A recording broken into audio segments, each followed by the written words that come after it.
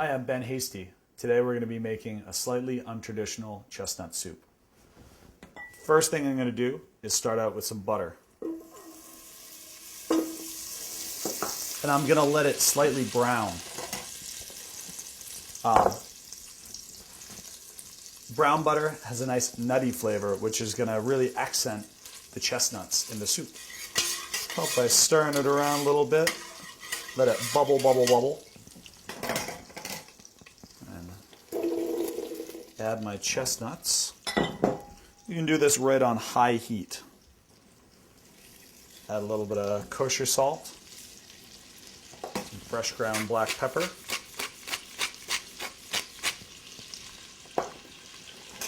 Keep it stirring. Along with the soup, I'm going to be adding a little bit of ginger, a little bit of garlic. Every chef, in my opinion, should have a best friend of a microplane. I think that it gives a really nice, even grade of hard products to get consistent. So I take ginger, I'm going to get right in there. Really smell the ginger reacting with the butter and chestnut, which is really lovely.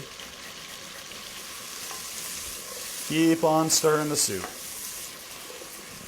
A lot of sugars in the chestnut, which has a really sweet flavor. So you want to make sure you don't want it getting scorched or burned soup. Keep on stirring away.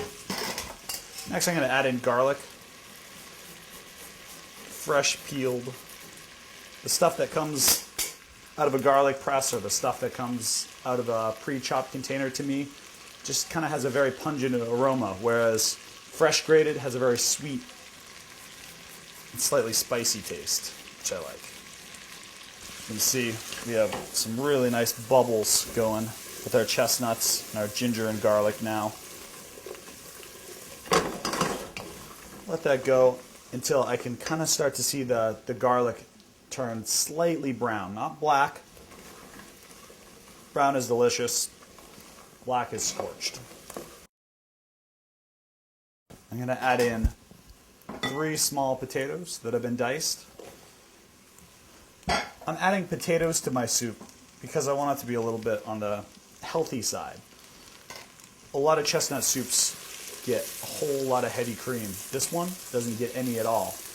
I really like to use potato as my thickener and as my nice velvety component. I've got nice sweated chestnuts. I'm going to add in around 2 tablespoons of spiced rum, 2 tablespoons of apple cider. As you can see, my liquid has reduced down. I've got some nice starch reaction going on between the potato. I'm going to add enough water to cover by around 2 inches. Now I'm going to let this go for around 20 minutes. Along with the soup, I like to serve king oyster mushrooms. Slice them.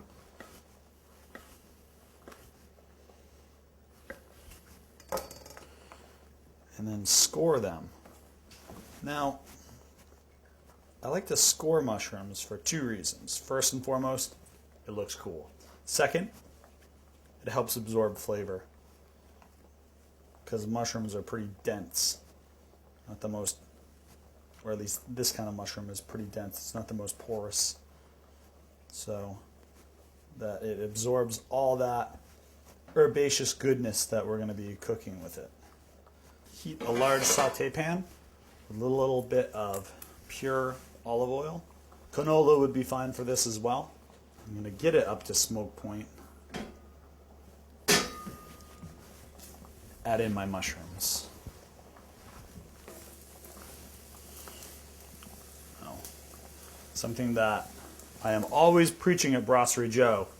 You're adding something into a hot pan of oil, lay it down away from you. It helps keep your hands unburned, minimize splashback, and keeps the grease in the pan, not on your station or on your stove. I'm going to add pepper.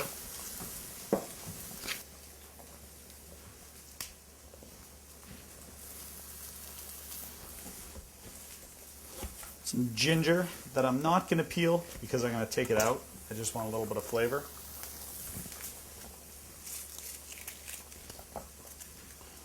Clove of garlic, just smashed.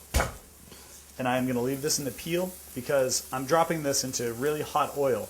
And if you drop a whole clove of garlic in the oil without its paper on it, you can wind up with a scorched flavor. And again, this is going to come out. So 1 clove of garlic in, 1 clove of garlic out. As you can see here, almost all my oil's gone. It's been absorbed. So I'm going to add a little bit more. And then take another indispensable cook tool, an offset spatula.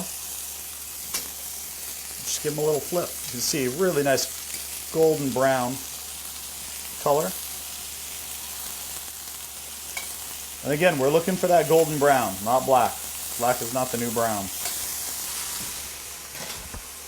At this point, I'm going to add a little bit more pepper, a little bit of thyme, and some whole butter.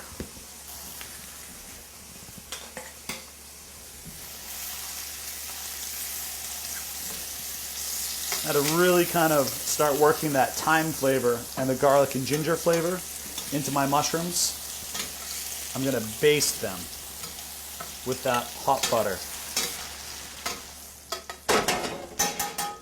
At this point, I'm going to add a little bit of kosher salt. I'm looking for it to be hot all the way through, and it is. So our mushrooms are cooked, our soup is ready to be pureed. It's almost time to eat. Alright, so our soup is all the way heated through. Now we're just going to blend it so it's nice and smooth with an immersion blender.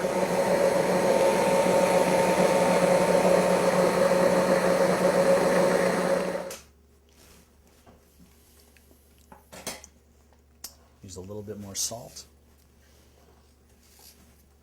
a little bit more pepper,